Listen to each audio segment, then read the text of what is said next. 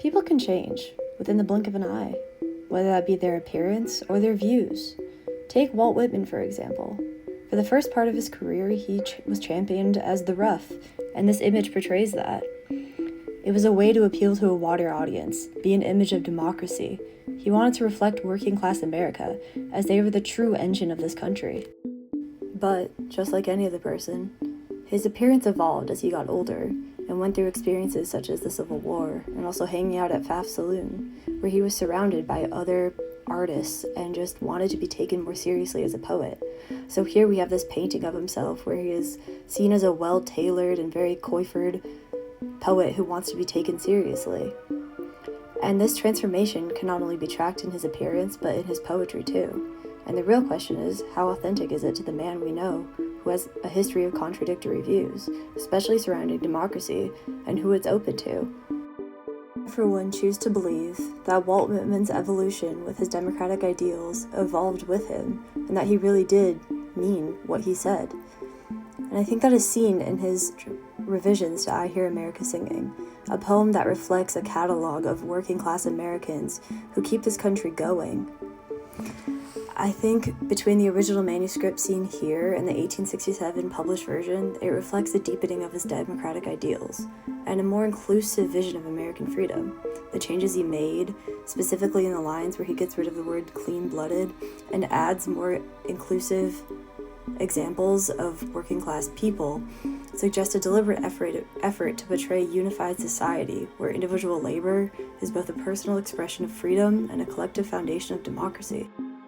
The experiences Walt went through during the Civil War, as he's dressing and nursing these men fighting of all ages, races, of all backgrounds, changed him for the better and opened his mind up to who really represents America.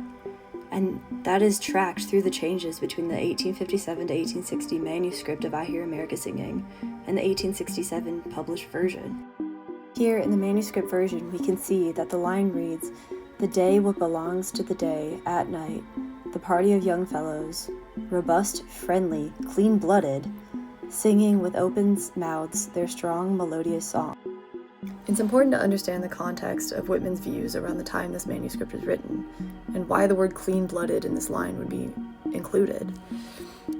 Whitman's views around slavery and abolition were interesting, to say the least. From 1846 until the Civil War, he consistently opposed the extension of slavery into the westward states of the United States, but he did not exactly criticize the institution of slavery in the South, and in fact opposed abolitionism, which he considered a work of radical extremists to destroy the compact of the Union. He cared about the unity of the United States, but he thought that abolition was too far and would wreck that unity. Clearly, his views changed after the Civil War, and I think that his original views are reflected in the manuscript. The line originally reads, "Today what belongs to the day, at night, the party of young fellows, robust, friendly, clean-blooded." And I think the word clean-blooded reflects those views that he was against abolitionism, and clean-blooded meant pure white Americans. This was before he went through the experiences of the Civil War. And from the essay I quoted, it says until the Civil War, he opposed abolition. And it was because of the experiences he went through that he made the changes in the 1867 published version to get rid of that word, because he saw people from every walk of life, despite their background, fight for the United States, and he dressed them and nursed them and heard their stories, and he evolved as a human being to understand that democracy is for all, not just white, clean-blooded Americans. The word clean-blooded is thankfully noticeably absent from the 1867 edition, and that reflects the evolution he went through during the Civil War. And there's also a careful addition that I think is extremely intentional. The line, the woodcutter's song, the plowboy's on his way in the morning, or at noon, at noon intermission, or at sundown. This line is not in the original manuscript, and I think the word plowboy is extremely intentional. It means like a boy who guides animals while working the plow, or any young country boy. God knows how many country boys Whitman nursed during the Civil War, and understood how they are honestly the bones of the United States. And I think the broadness of the second definition, any young country boy, is useful in Whitman's encompassment of all people and his interest of seeing American spirit and an environment and people together. The personal evolution Whitman went through during the Civil War not only impacted the content of this poem, but even the title.